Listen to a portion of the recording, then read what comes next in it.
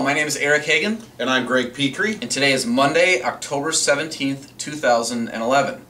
On Friday, the Commerce Department said overall U.S. retail spending improved 1.1% in September, with auto sales rising 3.6% for the month and department store sales up 1.1%. August retail sales, previously recorded as flat, were revised north to a 0.3% gain. The University of Michigan's initial October consumer sentiment poll came in at 57.5, under the final September reading of 59.4. As the Wall Street Journal noted, consensus forecasts expected a reading of around 60.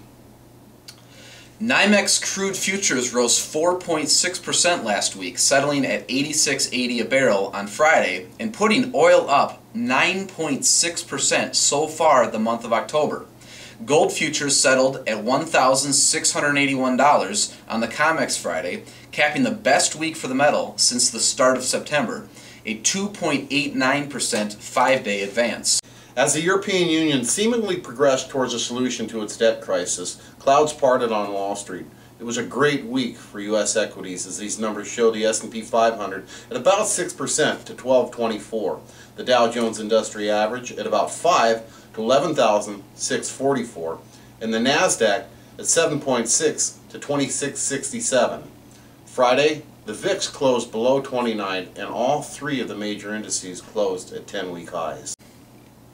Alright, this week we have a very busy week ahead of us as Wall Street teems with earnings reports. Today, Monday, we have third quarter results from IBM, Wells Fargo, Hasbro, Charles Schwab, Gannett, Halliburton, Stanley Black & Decker, and Citigroup, plus a report on September industrial output. Tuesday, we also have earnings from Coca-Cola, Johnson & Johnson, Apple, Intel, Goldman Sachs, Bank of America, Yahoo, and CSX. As the PPI for September comes out, additionally, Federal Reserve Chairman Ben Bernanke speaks at the Boston Fed, and Treasury Secretary Timothy Geithner testifies before the Senate. Wednesday offers earnings reports from Morgan Stanley, Western Digital, Travelers, Bank of New York Mellon, E-Trade, Amex, and eBay. A new Fed Beige Book comes out, the September CPI is released, and we also have data on September housing starts. Thursday, third quarter results roll in from Microsoft, AT&T, Chipotle, SanDisk, Nokia, AutoNation, Eli Lilly, McGraw-Hill, and Capital One, along with September's existing home sales numbers, new initial claims figures, and the Conference Board's latest LEI. And then wrapping up the week on Friday, we have earnings reports arriving from McDonald's, GE, Honeywell, and Verizon. Like I said, we have a very busy week ahead of us. We'll keep our finger on the pulse of the economy and report back to you next Monday what this week holds. But with that, my name is Eric Hagan. And I'm Greg Petrie.